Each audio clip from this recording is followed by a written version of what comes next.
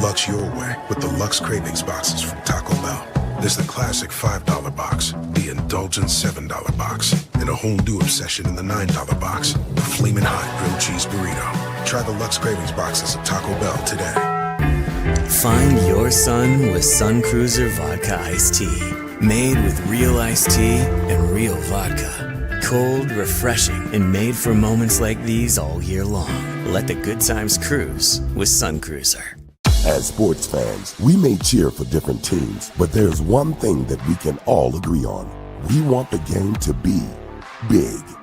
And with 3 levels, 30 cabanas, a 143-foot screen, 6 clean pools, and endless cold drinks, it doesn't get any bigger or any better than Stadium Swim in Las Vegas. All sports, all seasons. It's more than a pool deck. Stadium Swim. It's the only thing like it in the world.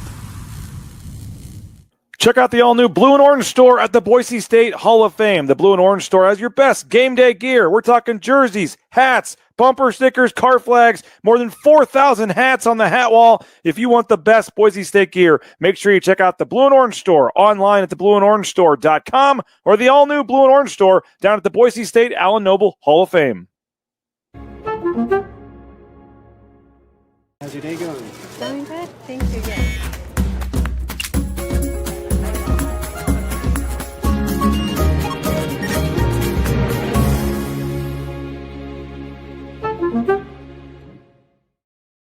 When I want Boise State to win, I trust Coach Rice to lead the Broncos to victory. And when I want the best painting and garage floor coating, I trust rowpaint.com to get that job done right.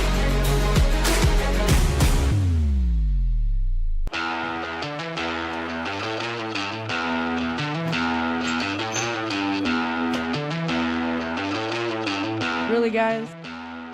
What? Jackson's always has those game ready. Let's go! Hey Bronco Nation, this is Boise State football wide receiver Ben Ford. I've had to face some setbacks on the field this past season, but toughness isn't about staying down. It's about getting back up. I am proud to represent Lithia Ford of Boise, where you can find the largest selection of Ford trucks that are built tough and, like me, handle the hits and keep pushing forward. Come check out the incredible inventory and competitive pricing at Lithia Ford of Boise. And when you buy here, you're not just getting a truck, you're supporting Boise State athletics and Lithia Ford NIL partnerships. Come see us at Lithia Ford of Boise, where Ford begins in Idaho.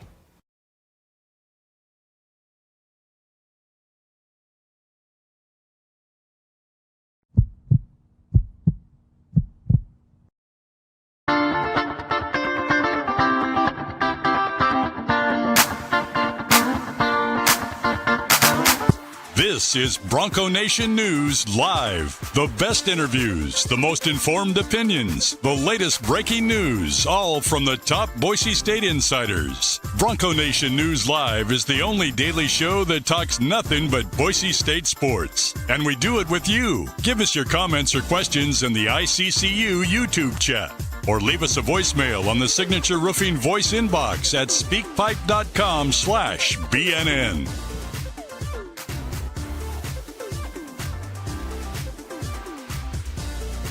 BNN broadcasts come from the Sun Cruiser Studios. Sunny days call for Sun Cruiser Vodka Iced Tea. Made with real iced tea and real vodka. It's refreshingly smooth and easy to drink. Crack open a Sun Cruiser and let the good times cruise.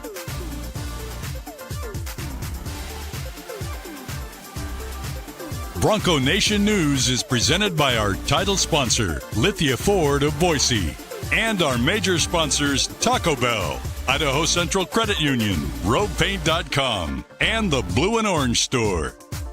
At Lithia Ford of Boise, we're proud to stand with Boise State athletics. Through our NIL marketing partnerships, we're investing in the future of student athletes. Lithia Ford of Boise, here to get you there, wherever that may be. Lithia Ford of Boise, where Ford begins in Idaho.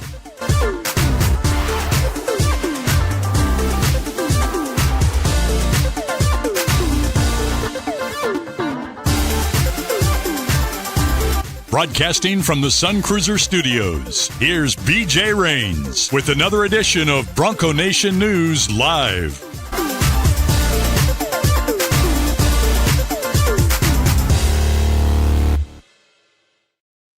Hey, what's going on? Good morning, Bronco Nation. Happy Thursday to you here at Bronco Nation News, online at bronconationnews.com. As you heard the sound guy say, we are in the Sun Cruiser studios. Pick up a Sun Cruiser, whether it's the iced tea, vodka, lemonade, vodka, great drink to have this weekend watching some sports. Our man today, Johnny Ballgame, is in the Lithia Ford of Boise studios there in downtown Boise at KTIK. They are our title sponsor. We love Lithia Ford and appreciate you, Johnny. On a Thursday, we got some Mountain West basketball to talk about. We got Boise State getting set for the final 3-game push here. We got Kage Casey getting ready to get going at the Combine. All kinds of stuff going on. How we doing? Yeah, I mean, not the greatest menu, but we'll take it. You know, at least it's food. At least it's something. So, yeah, there's a few things we can talk about. Excited for the Combine. Want to see Kage. That's not till, I think, Sunday.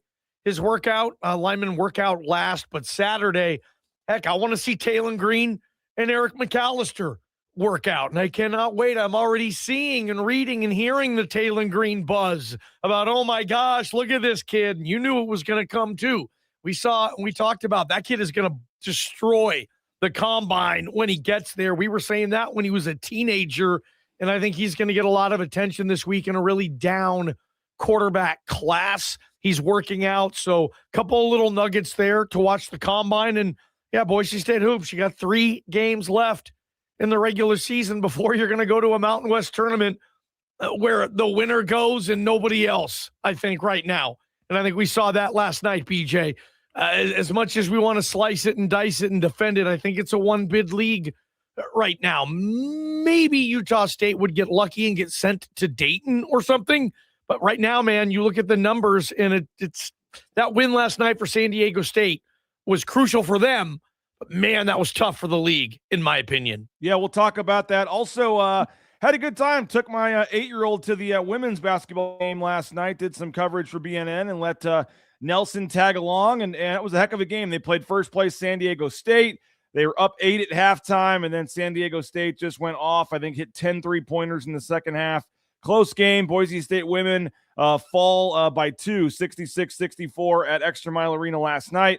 I taped an interview with Gordy Presnell. We'll play that a little later on the show as well. But giving the women's basketball team some deserved love and attention here, Johnny. They fell, I think they're still tied for second place or in third place. I'll check the updated standings, but they're having a heck of a year, over 20 wins already, and trying to kind of similar to the men position themselves for the conference tournament here in terms of the standings. And so they've got 2 games left in the regular season. They'll have their senior night on Saturday. So tough one, but again, lose by 2 to the first place team right there with them and can show, when they go down to Vegas that they can obviously play with them. But you mentioned the men's team, Johnny, coming off the win over Wyoming.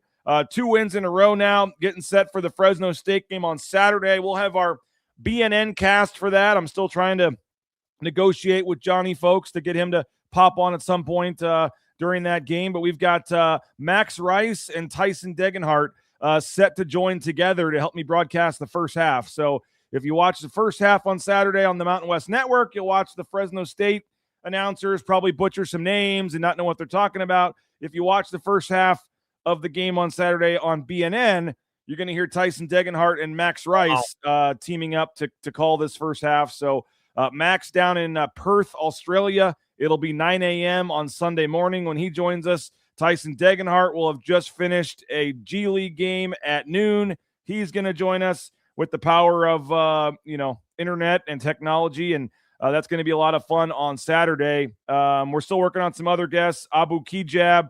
Derek Marks texted me back and said, yeah, I'll do it, but it's going to be like 3 a.m. in Romania. I'm not sure I want to make him do that, but we'll see. But it's going to be a lot of fun on Saturday, 5:30 with our broadcast. Hope you'll join us here on BNN Saturday for the Fresno State game. But Johnny, 2 wins in a row, but 2 wins against, bottom teams in the conference. I know you guys had a segment on your show where you were discussing, does this really change things for you watching the last 2 games? Do you all of a sudden buy in and say, yes, this team's going further? Or was it, hey, they played 2 teams in the bottom part of the standings. They were favored. They did what they were supposed to do in both games. Nothing really changes. 3 games to go, and maybe this conversation, a week from now, after going to Fresno, after playing San Diego State, Johnny, maybe that same topic will be a little more meaningful a week from now. But where are you kind of big picture right now, Johnny, with this team? And it's been an up and down year, and right now it's slowly trending up, but who knows what it's going to look like on Saturday. I was thinking the other day, like, if you could somehow, some way restart the season now with everything that this team knows, I'd give them a much better shot. Feels like at least they figured themselves out, I think, on the floor. The roles seem more defined. Your best two players are Fielder and Andrews, and I don't think there's any butting heads on that. I think the whole program, anybody around it knows that those are kind of your best two players. They're playing like that. I think Andrews is leading the league in free throw percentage. Fielder's leading the league in field goal percentage. And those two players, again, if you could press the reset button, I think they'd have a much better shot in the league. Just kind of took them a while. And I think that's to be expected. It's really hard getting players to play defense in this era. Just ask Josh Pastner about that in Vegas. It's hard, being a defensive program, and I think a defensive-minded system sometimes, trying to do that in this era. But the defense, just hasn't been where Boise State has wanted it this year. The offense has been probably better than they thought, at least on paper, but the defense hasn't. So feels like this team, like they'll climb up the mountain, and just when they think they're going to get over there, something knocks them back down. But they've had the resiliency to keep climbing back up, and it feels like they get to that point. Are they going to get over it? Possibly. Are they going to slip back? Potentially. And we've seen that this year with this team.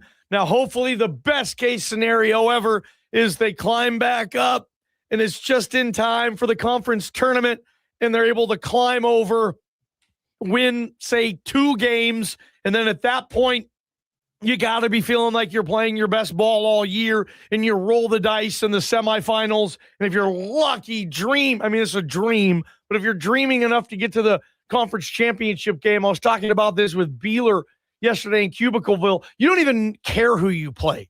You've made the conference championship game. You're playing well. You don't care who the opponent is. And in this Mountain West, heck, all these teams are going in with Boise State's exact same mindset, if you ask me. Hell, there's more pressure on Utah State and San Diego State in this tournament than Boise State, because their coach has to look at them in the face during meetings and film room and say, guys, here are the numbers.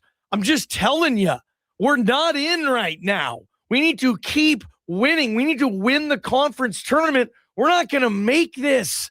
And that's got to be a tough pill for like a Utah State to swallow. But every other team, they're going into this tournament with the exact same mindset, which is what I think it'll be. Why I think it'll be a great tournament. And back to Boise State, BJ, it feels like they've got close to that spot, but they haven't been able to climb over yet.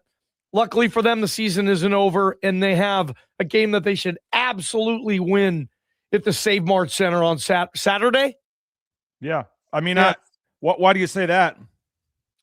For Fresno, just because they're ahead of them in the standings. The one thing I've seen this team do this year is beat the teams that it should beat. The one thing that it's struggled with, I think, is beat the teams that maybe they shouldn't beat outside of a game or two. I know Fresno's playing better, but if this team is like a 1.5 point spread, if they can't go to Fresno and win, I don't know if I love their chances in the conference tournament more. This needs to be a win for me, man. Yeah, I would say they need to win. I'm not saying that it's going to be a 1 or 1.5 point spread. I mean, that's basically a coin flip game at Fresno. They've got some guards playing well. They're not a bad team at all. I mean, I would say that I would push back a little bit on that. I mean, you look at the standings, they are 6-11, but I mean, they're I think up to 120th in the KenPom and the net and all that. I mean, they're not your same old Fresno. They've got some good guards. They're playing good. They were up 20 on New Mexico last week at the Save Mart Center. I would say that's going to be a very tough game on Saturday, but I do think it's a game that's going to kind of help shape the final week here of the regular season. By the way, sports guy watching from Minnesota, appreciate you. Idaho Falls, Dylan's checking in. Always appreciate you for that. Christine is asking about Saturday. She'll be busy. Can she watch the BNN cast later? Yes, it will be like a typical YouTube broadcast, so it'll be archived on YouTube. If you can't watch it live on Saturday, just come back later, Saturday night, Sunday. Go to the BNN YouTube channel. it will all be on there. And Jordan Morales said he enjoyed Utah State losing by 20 last night. He said it was a little cathartic for him. Let's see, Steinbrenner Sports morning ball game. I do have a little bit of an issue with this one, Johnny. Checking in from Honolulu, sunrise isn't for another hour, so I'm watching BNN instead. So got up before 3 hours behind. 3 BJ? hours, I think. So got up before the sunrise just to watch BNN when you're in Honolulu. Go back to bed. Come on. Morning, fellas. Not to get too far off topic. Ball game. How was the Miss Idaho contest? Spectacular. I'd highly recommend you guys going to see a high-level pageant at some time in your life. Very competitive, very entertaining. Thank you. I don't know what he's talking about. Were you a judge? No, I was there supporting a friend. Was he there or something?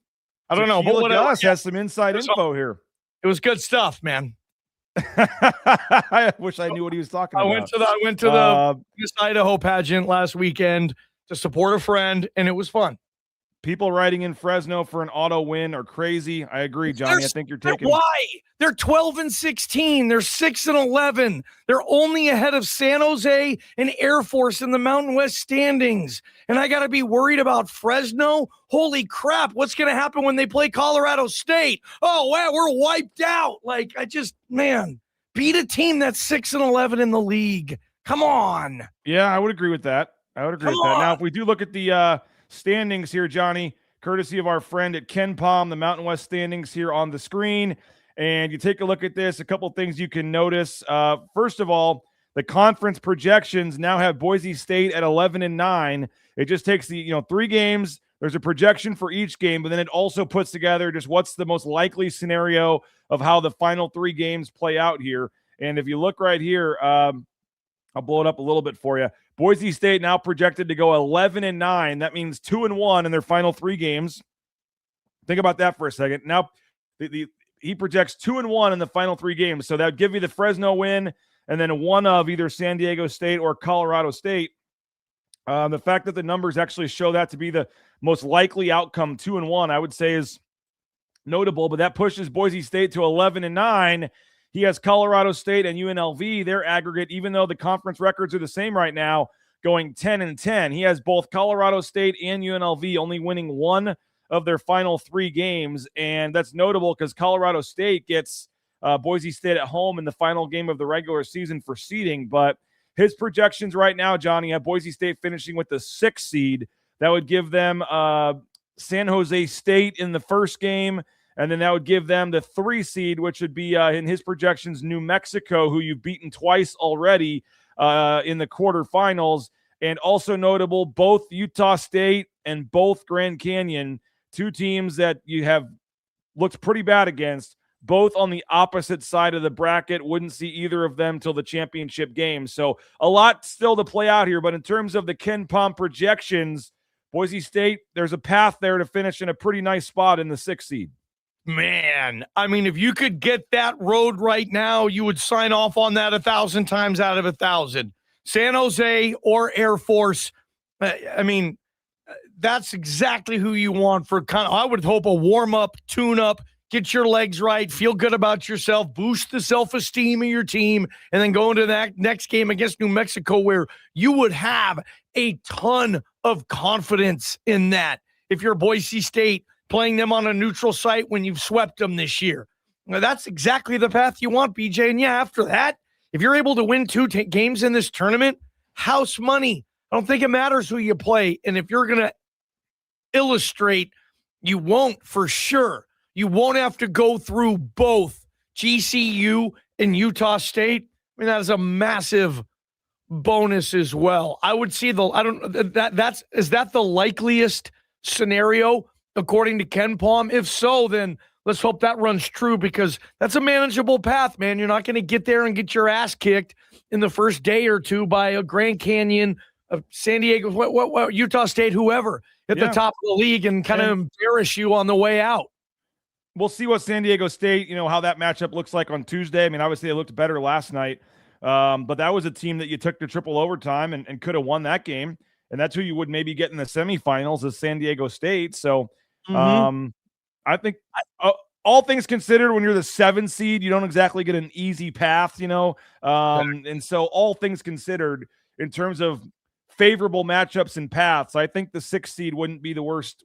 Now, it is worse for the game times, Johnny. 9:30 Boise time starts like every night for the 6 seed. It's the worst time you can have. The last game of the day, all 3 days, Wednesday, Thursday, Friday. People are tired. Friday in the semi. Go home. Everybody's team that already lost before you, those fans are upset. They're at the craps table playing blackjack at this point. You're right. That late night game is almost kind of like that. Not a warm-up game, but it's kind of a game that goes on as people kind of move and decide what they want to do. Maybe that can play in Boise State's advantage. New Mexico will have probably the biggest crowd there, so maybe the night game might help or hurt that situation. If you're a fan at the game, you love it. You get all day to hang out and party at the pool and drink and have a good time, and then, get lathered up for the game. If you're a media member or somebody working there, you don't really get to do as much all day and then have to go work the game. But if you're a fan in Boise, I guess, you're going to be home and the kids will be in bed and you can at least focus on the game. The late games aren't as bad when you're watching it on TV as opposed to having to go to Extra Mile Arena for a 9:30 start time. I mean, if it's 9:30, not ideal, obviously, but for some people, Johnny, maybe you included, it has to, work a day job, do a show. Like, it's better than maybe 2:30 where you're at work.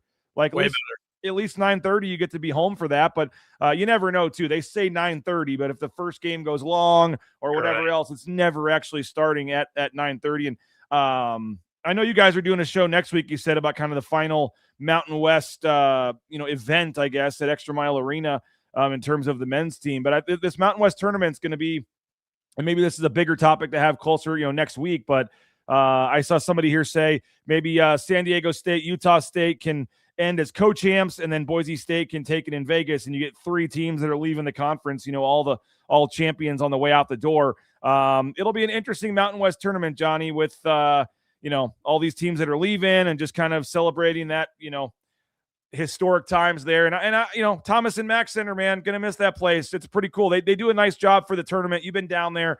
Yeah.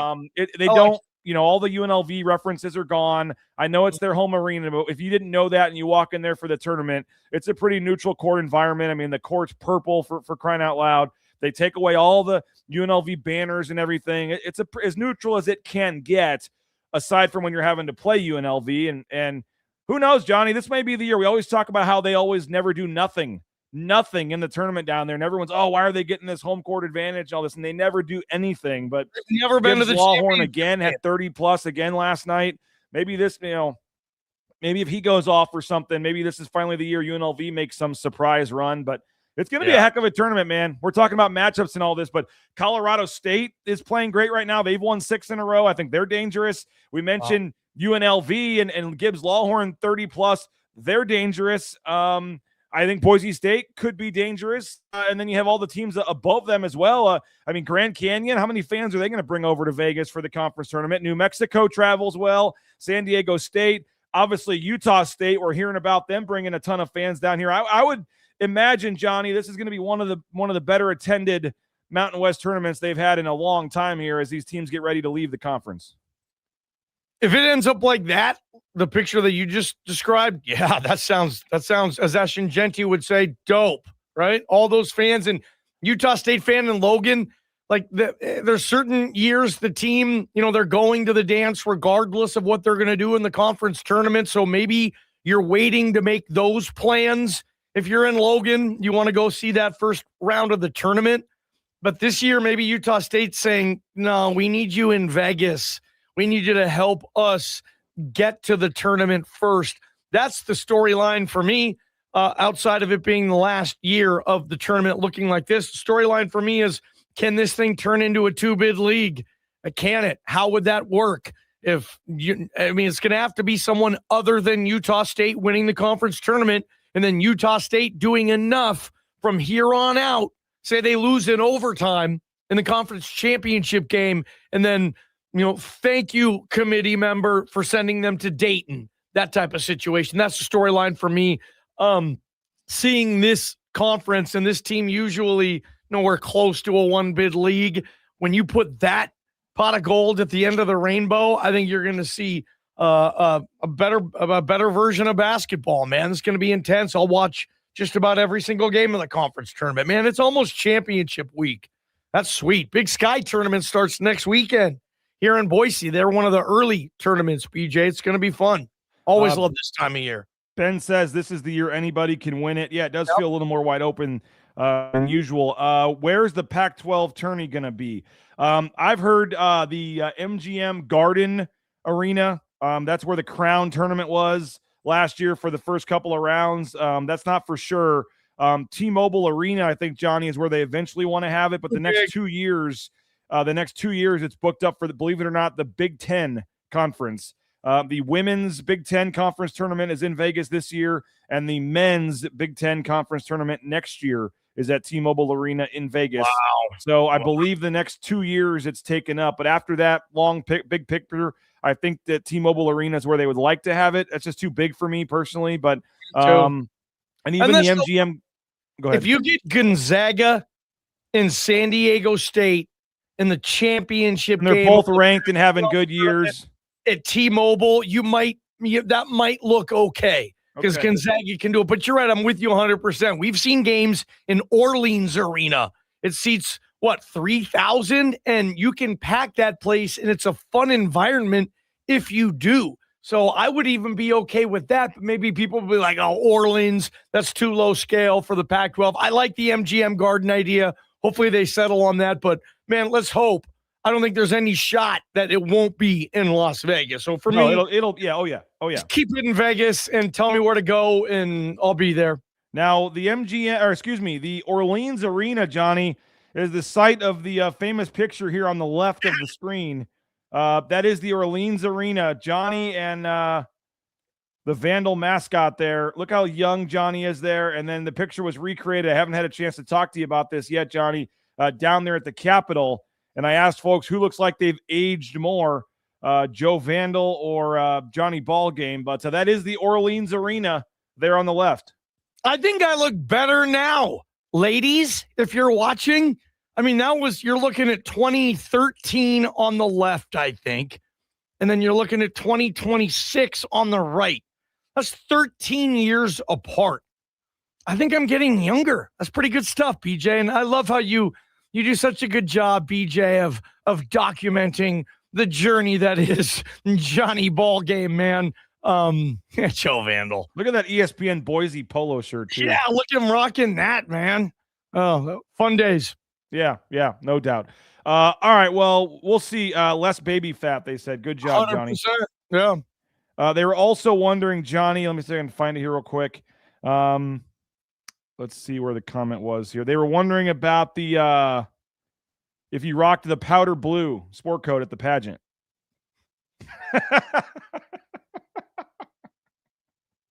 Is your coffee all right there?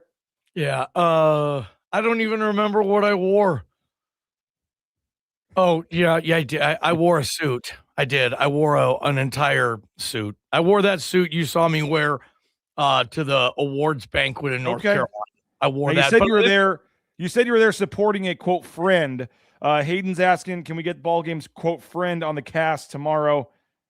Probably not, but yeah, BJ. I mean, you know I know who it is. Yeah. So we'll leave it at that. I wore a suit. I didn't have a tie. I kept it kind of casual. But it was intense when you see how much it means to those competitors for Mrs. Idaho, like, and the judges, and it's a serious production. Like those women put so much time, effort, money, training into that. It is high level competition, man. A lot of tears shed, and it's the first pageant I've ever been to. And I was like, man, there's a lot of cool things to look at here. It's competition. Like, I'm here. Like, this is not a bad setup here, man. Like, no, I wasn't judging. Judging. No, man, but yeah. All right. Yeah, probably good scenery at those things. Move on. It was. Yeah. All right. Hey, I got a couple other topics to get to here. We got some time left. The Combine's coming up. I got another topic I want to throw at Johnny, but do want to thank Lithia Ford of Boise. Online, LithiaFordBoise.com, our title sponsor. Check out Lithia Ford of Boise. They got some great deals right now. Some new 2026s showing up, so they got to get rid of those 2025s. You're looking for a new vehicle, now's the perfect time. Great deals, great specials over at Lithia Ford of Boise. Hey, Sun Cruiser, whether it's the iced tea vodkas, the lemonade vodkas, Sun Cruiser, pick up a Sun Cruiser and let the good times cruise, whether it's all the different flavors, options, low carb, low calorie, and 4.5% alcohol. So if you're looking for maybe something else other than a traditional, beer or something, check out a Sun Cruiser at your local gas station or grocery store. Hey, Idaho Central Credit Union, they're donating $25 to the Idaho Youth Sports Commission for every made field goal for the men's team at Extra Mile Arena. And that was a lot of money the other night. They made 17 free throws against Wyoming. So that was $425, if my math is correct, that they gave to the Idaho Youth Sports Commission. Idaho Central Credit Union, online, ICCU.com. Make the switch today. Idaho Central Credit Union. I know a little cold today, Johnny. It's sunny, but it's a little cold today. 99-cent coffee or hot chocolate using your Let's Go Rewards app. Jackson's. Get a 99-cent coffee at Jackson's. Hot chocolate as well, up to 16 ounces, just 99 cents when you punch in your Let's Go Rewards phone number there. So take advantage of that deal. Visit a Treasure Valley Jackson's location today. Did we go for the Taco Bell breakfast this morning, Johnny? I wish. No. TacoBellWorks.com. We appreciate the SON Management Group, the Nicolason family. Johnny is a endorser, big-time sponsor of Taco Bell, loves Taco Bell. We all do. And we got a baseball scrimmage tonight, so maybe we'll be hitting up Taco Bell either before or after, whether it's those breakfast quesadillas, whether it's the crunchy chicken strips, the Cantina Bowl is one of my favorite. You can check them out at Taco Bell. Again, visit a Treasure Valley Taco Bell location today. And the Blue and Orange Store online, theblueandorangestore.com. You're looking for some Boise State gear, whether it's jerseys, sweatshirts, bumper stickers, car flags, they got you covered. And the Allen Noble Hall of Fame location there, you can get the customized jerseys in minutes. They'll create the jersey for you right there. Football, basketball, and of course, the location at the mall has 14,000 hats on the hat wall. The official in-venue provider of Boise State merchandise is now the Blue and Orange Store, and you can order online anywhere in the world at the Blue and Orange Store.com. All right, Johnny, two quick topics I want to throw at you. I believe our man Adam Engroff is going to join me here in a little while. We're going to talk more about the Combine, but you mentioned Talon Green, Eric McAllister. That's obviously going to be exciting, I know, but I think Kage Casey is showing up today. They've got, all the interviews and all that, and then the meetings and the weightlifting and the testing and all that the next few days before he actually goes on the field on Sunday. Sunday is the on-field day, but still a couple big days here for Kage Casey, starting either yesterday or today here with everything that's going on. What's just your take on Kage Casey? I know the exit, not playing in the bowl game, that was, people talking about that, and now I'm sure he'll be asked about that in about a month when they have pro day, back here in Boise. But, second, third round, fourth round, seeing some different projections. What's just your take on Kage Casey, and how important is this week here in Indianapolis for him? Yeah, I'd say it's probably pretty important, right? I think he's day 2. Now, can Kage Casey work his ass off, have a great workout, and slide into the end of round 1 like people may have thought this time last year? I don't know. We'll see. I think it's probably day 2, though, second or third round, which will be nice. There's only 3 Mountain West players at the Combine. That's kind of a bite. One of them's a DB from San Diego State. Feels like San Diego State has a DB at the Combine every single year, and it escapes me who the other player is. So tight end from either Wyoming or Colorado State, I think. Wyoming. It's Wyoming. Good call. Thank you. So Kage Casey's keeping this streak together, though, too, for Boise State. I think you got to go back, BJ, 17, 18, or 19, the last time they didn't have a participant at the Combine. So that's cool. And representing Boise State there, and having Boise State another high draft pick for Boise State to be able to tell recruits, we still put guys into the league every single year. You can achieve anything you want professionally here in Boise. And Kage Casey's another example of that. Hopefully the bowl game and everything that came with that doesn't linger too much. So I think it was Spencer that told him, hey, we're moving on. We're just going to go focus on us. We love you, but we think it might be a distraction. So, hey, stay home. That was my interpretation of what happened. So I would hope they move on from that. But you never know. I mean, gosh, Kage Casey is not and won't be the first or last player to not want to play in a bowl game where, I mean, they got their butts kicked in that game too. It didn't line up well. It's just, he's not the first player to make a business decision there. Not at all. Not at all. We did get the spring schedule yesterday for media as well, Johnny. March 26th, that practice. And then it's essentially Tuesday, Thursday, Saturday, for 4 weeks leading into that spring game, April 25th. Later this year, Johnny, they're starting it after spring break. In the past, they've had the 2 weeks, then the first session, then you get a week off for spring break, then the second session. Now they're pushing it back, and they're going to have the entire straight through 1 month, Tuesday, Thursday, Saturday, essentially every other day practicing for a month. What'd you make of the spring schedule coming out? It's late. That's the biggest thing I made of it. And why? Well, one, you let guys get healthy. Two, it's just a different landscape now where it is more of a business, and the health of players, I think, is more important. And there's no spring portal you got to worry about. Don't have to worry about guys going and then hopping back in. You don't have to worry about the spring break dividing your camp, thinking, well, we might get, once we get to spring break, we come back. There might be a lull getting back into the swing of things. I mean, we know how cool spring break is when you're a college kid. I don't care if you're making six figures or not, like these kids are making in college. It's still spring break. And can you imagine having that type of cash to spend on spring break? I mean, most college kids, BJ, we're begging our parents, hey, my buddies are going to Vegas. Can we go? And all this, like, these guys can just do that. So you don't have to worry about that. And it's just all football. And it's later on in the year, so it'll be closer to the beginning of the season. What Bronco Nation has to wait now, and it's kind of lame when other teams will be practicing, but you'll be closer from spring to the beginning of the regular season. And I don't know what players in particular it might help. I know Alvis Whitted said, basically there's a hope that Ben Ford has some type of activity in spring, a hope. If it wasn't the schedule it is, there would be no hope there. A late spring game, April 25th. That's like a month into the Major League Baseball season. And the weather might be spectacular, we hope. Those are probably my takeaways, though. And there's a lot of new faces on this team, and I don't know if they're going to be good, if they're going to be okay, or if they're going to struggle. Got a lot of questions. I want to see spring ball this year, probably more than ever, to be honest.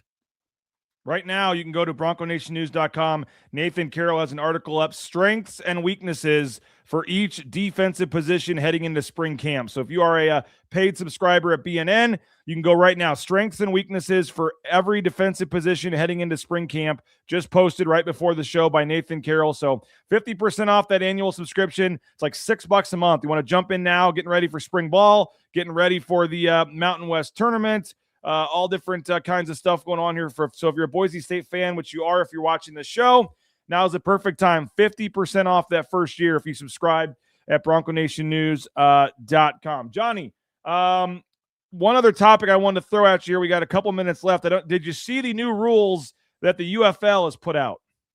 No. I don't think so. My Battlehawks hat here. Maybe I should put it on for this this segment. But the UFL, they are toying with some new rules. Some of it is at the recommendation of the NFL, help them test some rules. Don't forget, Johnny, the NFL kickoff, the new kickoff the NFL's used the last couple of years was first tested in the XFL, the UFL, and then it went well, and then the NFL adopted it. So some of these rules may sound crazy, but they sometimes end up in the NFL a short time later here. So new rules for the UFL this year. First of all, the tush push has been banned in the UFL, Johnny. No tush push in the UFL this year. You only have to have 1 foot in bounds. It aligns with the NCAA rules. 1 foot instead of 2 if you're a wide receiver. Overtime is simply going to the 5-yard line, 1 play, back and forth. 5-yard line for overtime. What do you make of that? I hate that because you run 1 play and it takes 3 seconds. Then it's going to take 1 minute and 10 seconds to get both units back on the field, situated, and call the play. It just feels like there's more downtime than actual plays. I mean, weird. So that's what they're doing. Here's one two. play. There's a lot of them are smaller, but here's the two big ones, Johnny. The first one, when you get into opponent's territory, when the line of scrimmage is inside the 50-yard line, you're not allowed to punt. I saw that one. Now, what if, and this would you be cannot take a delay of game penalty or something to get behind the 50. Nope. Okay. What if, so if it's like 4th and 17 at the 49-yard line, you have to go for it. You'll go for a field goal. Yep. You'd go for a field goal, or maybe just toss like a Hail Mary or something and hope like turn it into a punt. Okay, I'll play along with that. I kind of like, I guess, no tush push. We'll see what, and I would imagine that just means you can no longer push or aid a ball carrier advancing forward, which used to be a rule in the NFL, and they took it out. Now, the big one, the interesting one, the UFL has done some different things with their scoring over the years, Johnny. We know the extra points can be 1, 2, 3-point extra points. They do have that. They have put in back a 1-point field goal attempt or 1-point extra point attempt of a kick that's a similar distance to the NFL's, but you can go for 2 from like the 5-yard line. I believe you can go for 3 also from like the 10-yard line if you're down. But field goals, Johnny, we're seeing longer and longer field goals now in the NFL and in college. 60-plus yard field goals are now worth 4 points in the UFL. So you're going to have, I mean, it's going to be weird how teams manipulate that. Why would you ever in your life ever kick a 58 or 59-yard field goal? That's stupid. I mean, don't do that. That's bad business. Put it back another yard and go for the 4 points. So you're going to have to see coaches finagle that and manage it. Well, the announcer, why is he taking a knee on that? Well, because they want to get back, because they got to go for 4, not 3. I'm not a huge fan of that. I've heard the idea of, hey, you go for 1 on the extra point. There's no going for 2, but there is going for 3. But you got to run the play from the 10-yard line. So you can go for 1 or you can go for 3. You can score 9 points on a trip. You can score 7 points on a trip, or you can be left with 6 points on a trip to the end zone. And I've heard somebody say that, and I was thinking, okay, because there's not enough incentive on just the 1 point difference. They thought, hey, if we move back the extra point and we move up to go for 2, a lot of teams are going to go for 2. They really don't. They take their chances with the longer field goal because kickers are so good now. Maybe if they did something there. The onside kick, the format, the NFL, I think needs to do a better job of finding a way to get the ball back and steal a possession.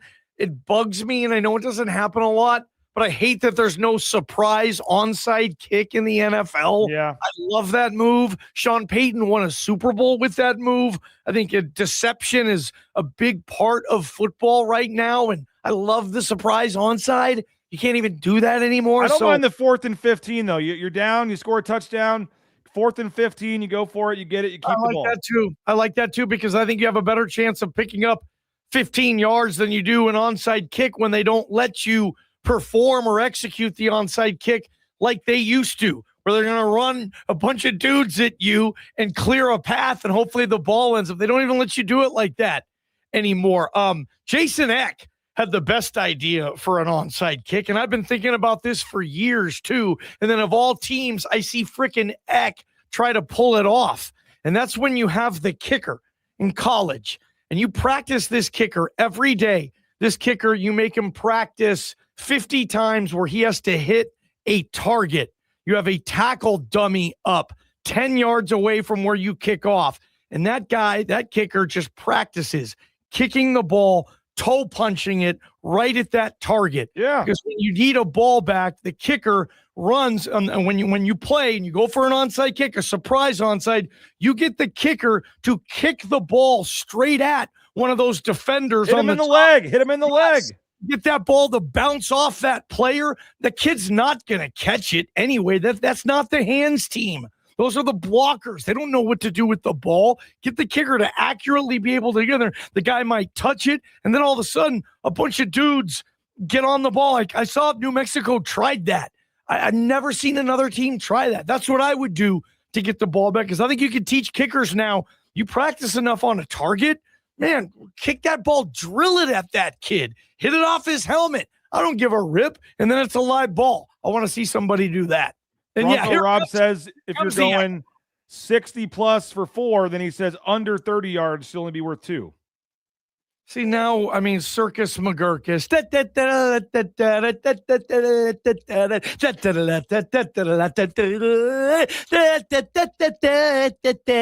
Like, I mean, come on, man. We don't need to do all this. I got to go. What do we got coming up today on Idaho Sports Talk? We're previewing more Boise State football players, getting to know all the new players. It's been a good series. The more I'm studying some of these guys, the more I'm liking some of these guys. That kid from, Kennesaw, Jericho, Washington, the corner, I really, really like that kid in doing my homework on him. I think he's going to be a good player. A lot of these guys. So we'll talk about Boise State football. Jordan Morales says, I enjoyed a Taco Bell breakfast this morning for Johnny. It's the best, man. Better hash browns than any other drive-through place. I'm telling you. And BJ, next time you go to Taco Bell, you're saying you're going there tonight. There's a new menu item on the on the Cantina chicken menu. BJ, I can't go to Taco Bell now and not order a Cantina chicken crispy taco. Remember, Cantina chicken crispy taco. It's on the new Cantina chicken menu. You have one or two and you'll be like, oh my God, ball game. This is a can't miss item on the Taco Bell menu. I hope they keep it on there forever. Cantina chicken crispy taco, BJ. Cantina chicken crispy taco. Got it. Thank you. Thanks, Johnny. We'll be listening 3 to 6, Johnny and Prater today. Idaho Sports Talk 3 to 6 with Johnny and Prater. We still got plenty to come here. We're going to hear from Gordy Presnell after the women's basketball loss last night. Adam Engroff, 27 years as an NFL scout executive with the Miami Dolphins. He's going to join us at 10 o'clock. You have any questions about the scouting combine, how it works? Kage Casey, we mentioned Eric McAllister's there. Taylon Green is there. If you have any questions about the NFL scouting combine, how that works for college players, Adam Engroff, 27 years with the Miami Dolphins, and now is a Boise resident, has been for a long time actually, but lives in Boise, looking for, some in-between jobs right now, I guess you would say, after they changed GMs there with the Dolphins, and has a little more free time now to come on and talk ball with us. So we always appreciate hearing from Adam Engroff. If you have any questions about the combine, how it works, craziest question you ever heard in the interview process, whatever, get it in. We'll talk to Adam here in a few minutes. And as I mentioned, we're going to hear a soundbite from Gordy Presnell as well. So a lot still to get to. Don't go anywhere here on Bronco Nation News. Want to thank Matt Bauscher, Bauscher Real Estate, #1 ranked realtor in the Treasure Valley is Matt Bauscher and Bauscher Real Estate. You can check them out online at BauscherRealEstate.com. We bought and sold our home with Matt and his team. We appreciate the customer service from Matt Bauscher every step of the way. No stone gets left unturned. 252-9877. If you're looking to buy or sell a home, check out BauscherRealEstate.com. If you need a new roof, you need to hit up Signature Roofing online at mysignatureroofing.com. Whether it's a re-roof, a repair, an estimate, or an inspection, they got you covered online at mysignatureroofing.com. Been covering our community for more than 2 decades, and they're helping out one roof at a time and making a difference in the Treasure Valley. If you need a new roof, all your roofing needs, make sure you hit up Signature Roofing. We had last summer a new roof put on our house. Tremendous. We love it, and we appreciate Signature Roofing. So we're happy customers. You can be as well at Signature Roofing online at mysignatureroofing.com. Hey, if you're on the fence about that fencing project, now is the time. elementfencing.com, 631-2970. Decks, pergolas, fences, whether it's cedar, wrought iron, vinyl. I'm telling you, folks, you can see in the craftsmanship is unmatched. Owner Brady is ready to help you from the ground up to build that perfect project. All your fencing needs. Now's the time, folks. They got some great deals and specials going on. Tell them you heard about it on Bronco Nation News. But if you need that fence repaired, the new fence put in, they got you covered. Element Fencing. Check them out online, elementfencing.com. Ridley's Family Markets. ShopRidleys.com is the website, ShopRidleys.com. And they got 13 locations in the state of Idaho, surrounding states. Check out Ridley's Family Markets online at ShopRidleys.com. If you got that winter painting project you need done, ropepaint.com is ready to help you out. 20% off right now. Tell them BNN sent you.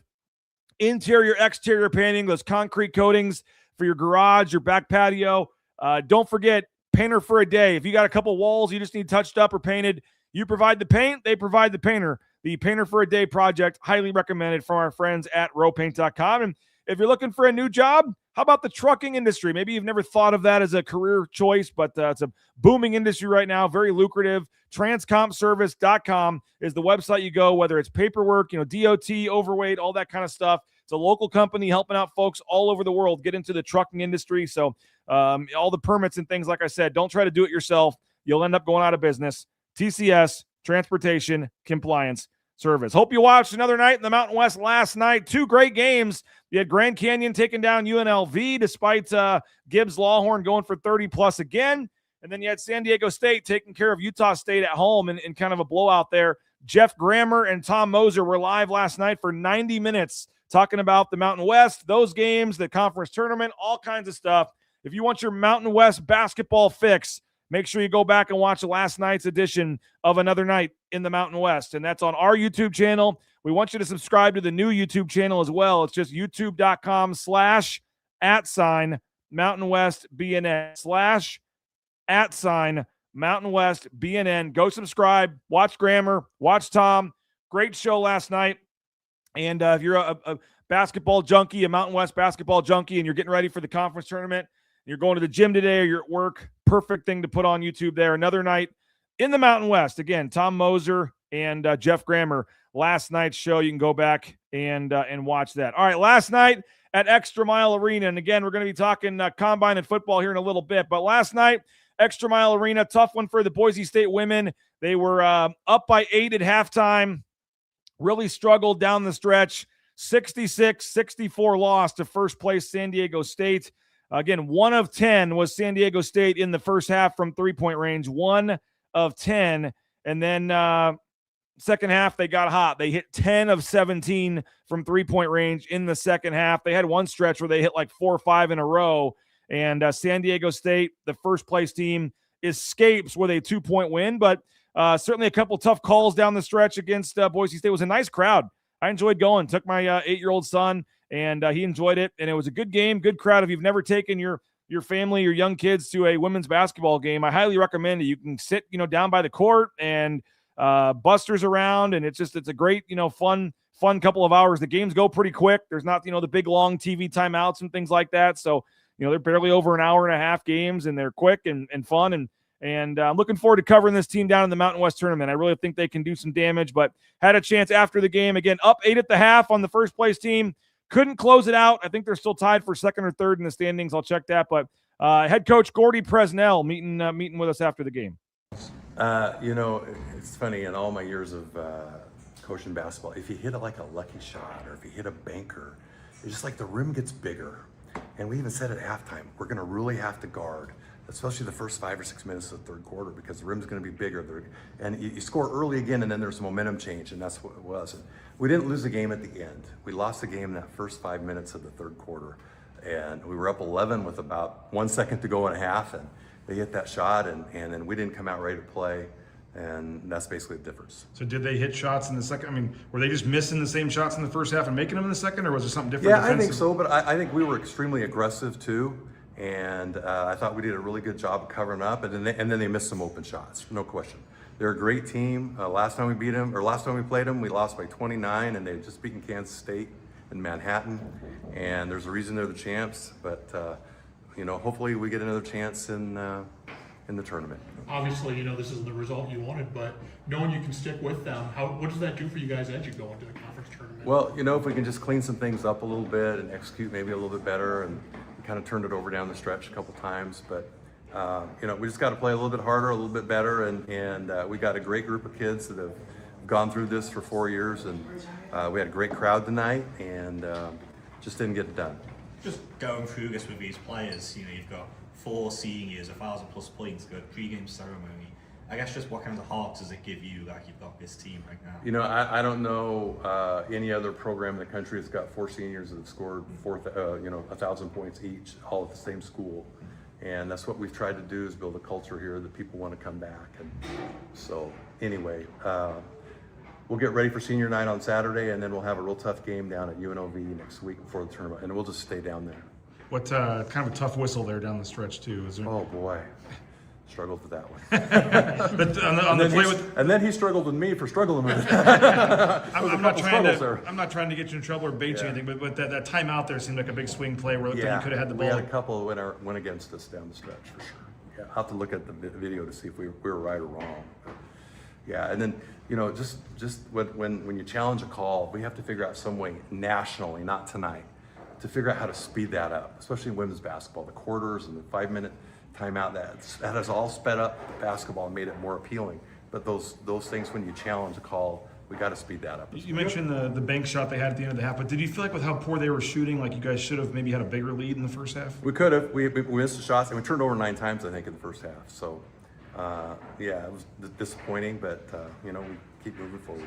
You had the ball with 10 seconds left, 4-point deficit. You guys took 7 seconds off the clock and went for a 2. What was the look there? And we called the play out of the timeout, and it didn't get executed. Yeah. Was it a 3 there though? Yeah.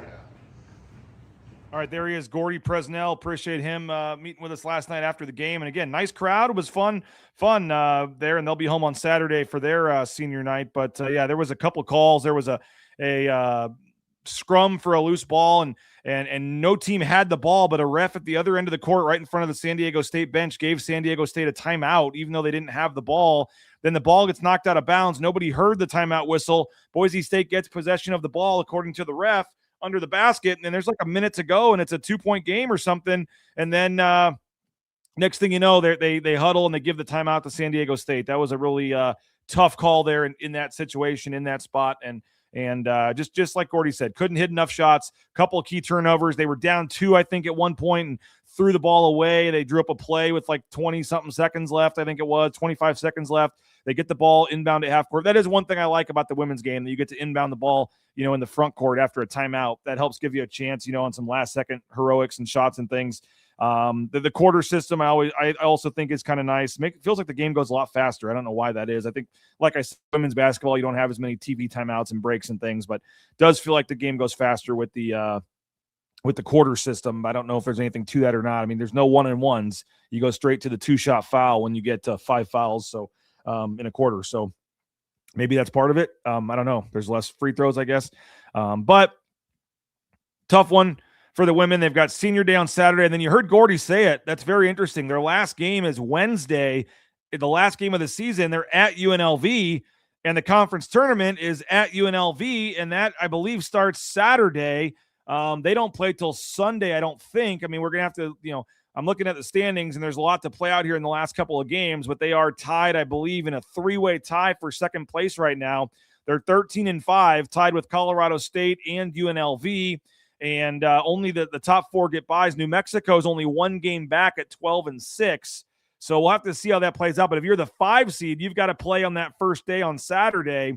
Women's tournament goes Saturday, Sunday, Monday, Tuesday. If you get the bye, you don't play till Sunday. But they're going to be in Vegas from Tuesday on. So they play on Wednesday, and then they're just deciding to, instead of coming back to Boise for a day and a half, they're just going right back to Vegas. They're going to just stay in Vegas, I guess. So interesting there. I don't know what that'll be interesting. Getting plenty of time in Vegas, and they'll get ready to play. Like I said, hopefully they don't play till Sunday if they're able to get a bye and finish in the top 4 seeds there. But that 5 seed this year with Grand Canyon coming in has to play on Saturday. So they're going to look to avoid that and got to finish strong here. UNLV's one of the teams they're tied with, and they're playing them in the final regular season game. So we'll see what happens there. All right, scouting combine. We were mentioning it earlier. Kage Casey will take the field for his on-field workouts on Sunday. A lot of attention also for Talon Green, Eric McAllister, former Boise State players. They'll be working out at the combine as well, and nice enough to join us as he does every week here as we get set for the NFL draft. We got Boise State Pro Day coming up in a month or so. Adam is getting ready to hurry off to the airport, actually, to go to Indianapolis to the combine. So Adam Engroff, 27 years with the Miami Dolphins, man. We appreciate you for jumping on a busy day for you. How you doing?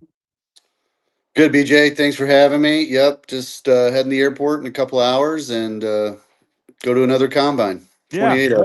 What number will this be for you? 28. 28 NFL scouting combines. Wow. Mhm. How different is the process from the first one you went to how it is now? Completely different. We talked about it on previous shows. You know, the combine's set up for the players to come in and get physicals, and it started as that in the 80s, and then it moved on to well, they're all there. Why don't we make them work out and run? And what it happened in the mid to early 2000s, it's become like a job fair where guys are just interviewing, you're interviewing teams, and that has changed the structure of everything. You used to just go to the workouts and be done for the night, but now you're all day long meetings with agents, and then you interview players, and then you watch the workouts, and then at night, again, the formal interviews start. So it's a 16-hour day now. Yeah. Now what I don't know if there's a number for offensive linemen where if you can hit on the bench, that's kind of a target number, but somebody's asking about Kage Casey over under on the bench. Bronco 130 says 9. What's a typical offensive lineman number, and what range would you like to see a Kage Casey be in for the bench? You at minimum would want him to be over 20. At 225, you bench 225s, and they rep it out as many times as possible. If you can get over 20, like I said, is great. It's not the end of the world, obviously. But anything over 20, I've seen guys bench 48, which is crazy, but they're usually big upper body stiff guys. So just anything over 20. And sometimes guys have injuries and can't do it with strained pec, things like that. That always happens. I mean, best offensive lineman I saw come out of Boise State was Ryan Clady, and I think he benched 12. So, but he was more of a long, very good athlete. Yeah. So how does that work too? Because some guys we saw Mendoza said he's going to wait and throw at his pro day because he in part wants to help get some attention on some of his receivers that'll be there.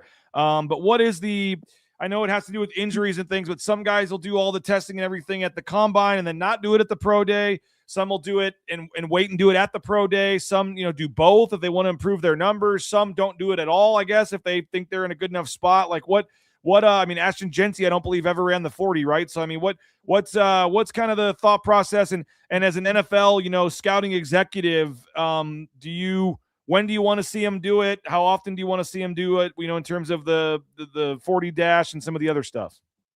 Yeah, with Ashton, Ashton was so productive in college, and you saw the speed on tape. With the NFL, I'd love to put a number on his 40 time, of course, but he was so productive and he had so many carries. There was really not a lot to see there as far as the 40 or vertical jump. I don't think he did anything actually except work out, which is fine. He went 6 overall.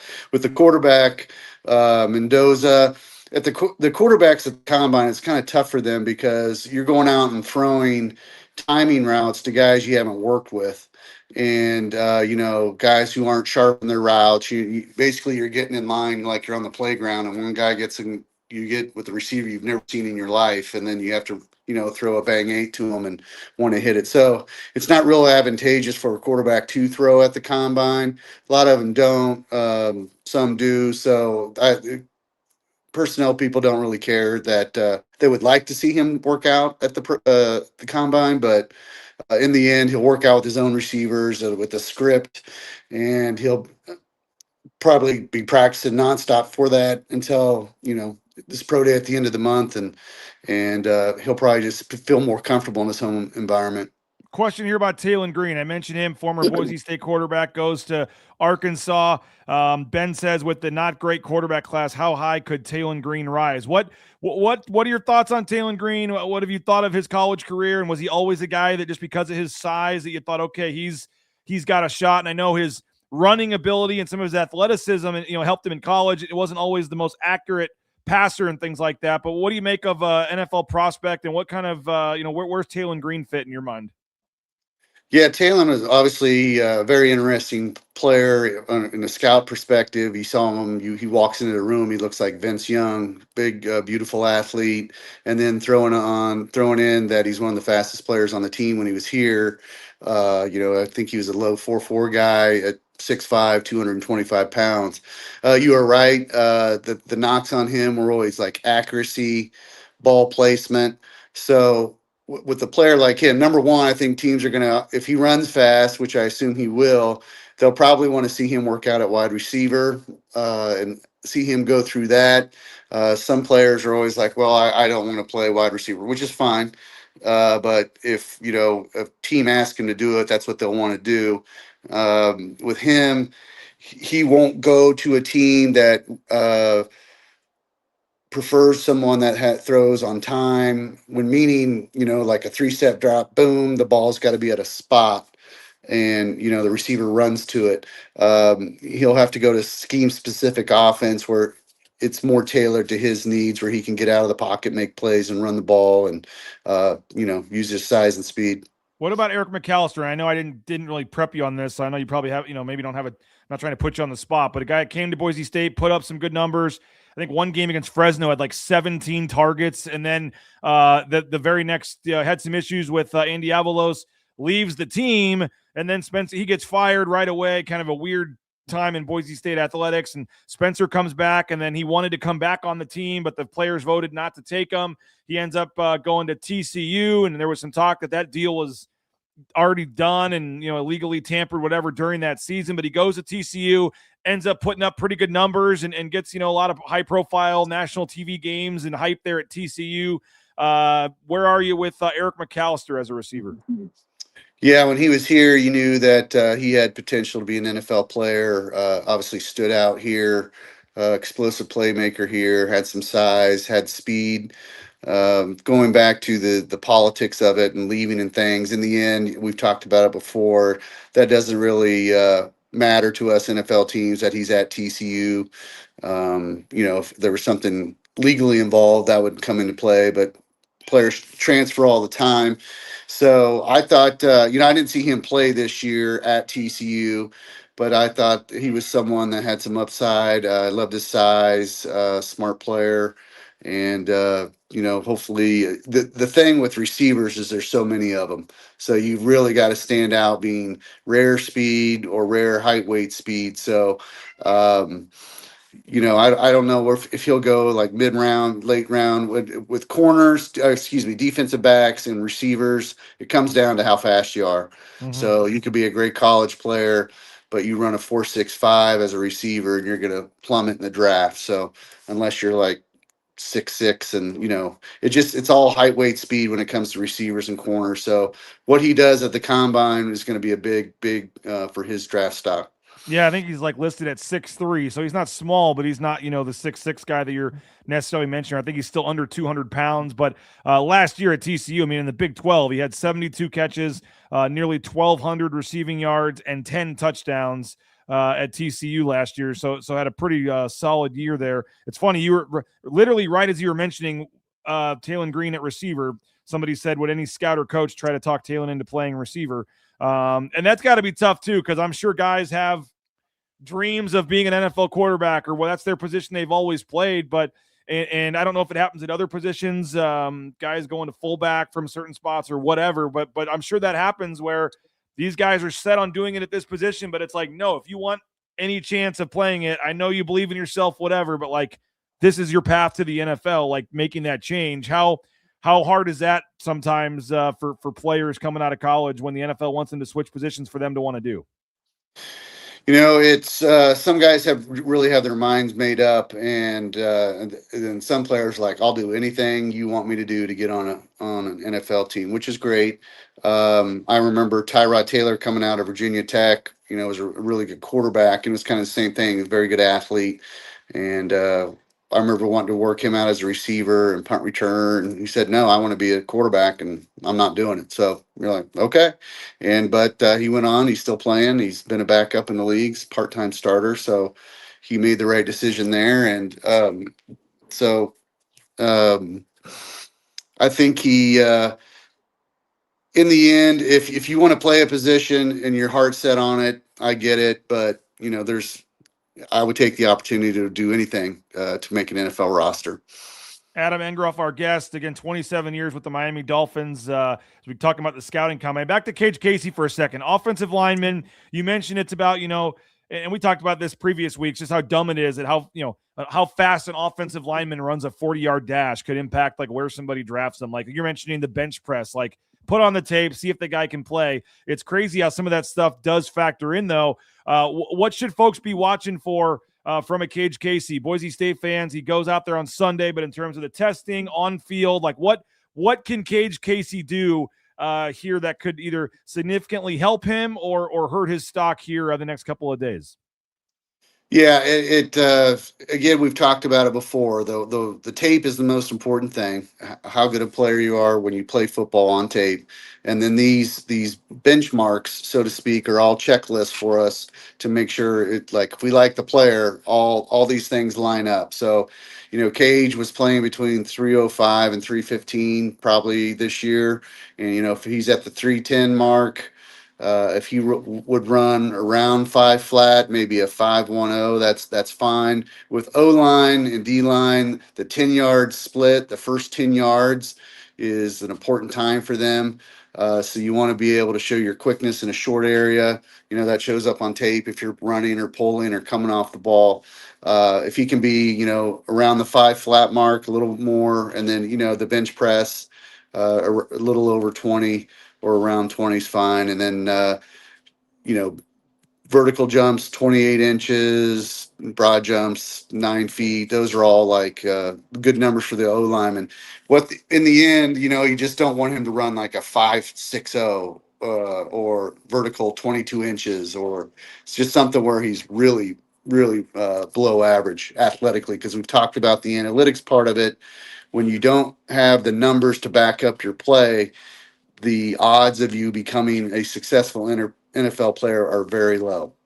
And it seems like for him, and I don't have all the exact numbers in front of me, but he has I think he had two penalties his entire career or something, 2 accepted penalties. And one of them was like a personal foul penalty because somebody got on his quarterback or something. Like he pushed the guy and kept blocking him out of the end zone after the play was over. I don't think he had a single holding call. Might have had one false start, I think, this past year, but very few. I mean, he had a crazy streak of snaps in a row without a penalty, gave up very few sacks. Very few pressures. Like a lot of the analytical numbers are very high for Kage Casey. And I mentioned the penalties. So I know you got to watch the tape, but when you see that, he doesn't commit a lot of penalties, rarely gives up sacks and played and started and was healthy every game for 3 years. I mean, a lot of the things that scouts and teams look at, it would seem like Kage Casey does well in those areas. No question. We talked about it again before, the makeup of the player: smart, tough, durable, good program guy. That's all big factors for us scouts. So the fact that it's icing on the cake if you have very little penalties. And when we're watching offensive lineman, thing you don't want to see is a bunch of false starts. That means they're not focused or maybe struggle learning. And then a lot of holding penalties where you're just not using proper technique. So it's all icing on the cake that he has all those good metrics as far as those things go. And where do you see can he play tackle in the NFL? And I know we talked, I think someone even said he'd take some snaps at pro day just to show that he could do that too. But guard, tackle, what do you see for him? And is it easier to go from tackle to guard or guard to tackle? Or do you need, nowadays in the NFL, do you have to show you can play multiple spots? What do you make of where his future is? Yeah, I think with any big time program coming out and in the NFL, it's huge. Your versatility. With the NFL, you have 53 men on the roster, but you can only carry 46 to game day who gets a uniform. So when you have the players that get hurt during a game, you need to be able to plug guys in because you don't have everybody active on your roster. So versatility is huge, especially with offensive linemen. That's why intelligence is very important to us with offensive linemen, so you can play multiple roles. Playing left tackle in the NFL is extremely hard thing to do. Those are the biggest freaks out there, the Myles Garretts, Max Crosbys that you're trying to guard. So you've got to be a rare athlete or a very good athlete. So sliding into guard is something I think he can handle because he is athletic, he is smart, he is tough. I think we've talked before off air. He just reminds me a lot of Ezra Cleveland, maybe a little heavier player, a little stronger player than Ezra coming out. Ezra's not an all pro, but he's made a nice living playing in the NFL, and he's on his second or third contract. So I think they're very comparable, and I think Kage is going to be just fine. Well, we appreciate you for jumping on, Adam, on a busy day for you, heading out to the Combine. Have fun out there, man. That'll be cool. And looking forward, too, to maybe diving into the tape a little bit in the next couple of weeks on some of these Boise State guys, whether it's Matt Lauder or, McCoy or some of these guys. Maybe we can get either some film breakdowns or at least get some scouting reports from you on some of these guys. And then I'm sure we'll be all over the, pro day here in a month or so and talking about those guys and taking advantage of your expertise there. So always appreciate it, man. Safe travels, and can't wait to get your recap on the Combine next week. Yeah, good to see you. It's always a busy time going to the Combine, talking to a lot of folks, and watching a lot of football. So looking forward to it. Thanks, man. Appreciate it. All right, have a good one, BJ. Yep, you too. Adam Engroff, always appreciate him for jumping on. Again, 27 years with the Miami Dolphins, and to have a resource like that right here in Boise is pretty cool. And that's it's always cool when I say, I'm going to work, I'm going to a basketball game, whatever. When you can say I'm going to watch the NFL scouting combine, that's pretty cool. So looking forward to catching up next week with him and getting the reaction there. But next couple days, combine's getting rolling, and the full schedule, you can kind of Google it online if you want to in terms of who is working out when. But I believe it is Sunday for the offensive linemen and Kage Casey, and which means they'll have their workouts and stuff, I believe, on Saturday in terms of the bench press and all that. And then they'll have the 40 time and all that on Sunday. So looking forward to that. Looking forward to Saturday. Again, don't forget the BNN cast will be live at 5:30 on Saturday, getting you set for the 6:00 game. 5:30 on Saturday. Your schedule might have a different time, but they've pushed the game back 30 minutes because there's a women's game earlier in the day, and they want to give the men a little more time to warm up. So the game will be at 6:00 on Saturday. We'll be live at 5:30. Again, Max Rice, Tyson Degenhart going to join us in the first half, working on some other former players for the second half. Derek Marks, Abu Kijab are possible. Some other folks. I know Matt Bauscher is going to join us in the second half. Travis Hawks as well. So it's going to be a fun broadcast, taking your comments or questions. And again, you can watch the Fresno State game right here on Bronco Nation News. We can pull in the Mountain West Network feed, and we can talk over it. So we'll be the broadcasters of the game, the entire game, and it's going to be a lot of fun. Looking forward to that on Saturday. Make sure you join us Saturday at 5:30 here on Bronco Nation News. So appreciate you guys. Have a great rest of your day. Again, the Sun Cruiser Studios. Pick up a Sun Cruiser, let the good times cruise. And our title sponsor, of course, is Lithia Ford of Boise. Get out to Lithia Ford of Boise online at lithiafordboise.com. They got some great deals and specials going on right now for both new and pre-owned vehicles. So head on out to Lithia Ford of Boise this weekend and check out some of their great deals. And don't forget, BroncoNationNews.com, strengths and weaknesses for each defensive position heading into spring camp. Our man Nathan Carroll has a full article up right now for subscribers about the strengths and weaknesses for every position on defense heading into spring camp. So going to have some spring football coverage ramping up here, 10 spring storylines to watch, some other topics and things. So if you're ready and craving some spring football, we got you covered, but you got to be a subscriber at BroncoNationNews.com. So check us out, 50% off annual subscription right now, BroncoNationNews.com. You can keep the the discussion from the ICCU YouTube chat going there in the message boards and things. There's a free board and there is a VIP board, and Chris Van Sickle is doing a great job with the recruiting coverage. And so a ton of content coming to the website. I encourage you to go check that out and subscribe at BroncoNationNews.com. And we'll see you tomorrow, 9 a.m. Bronco Nation News Live, BroncoNationNews.com. Take care, everybody.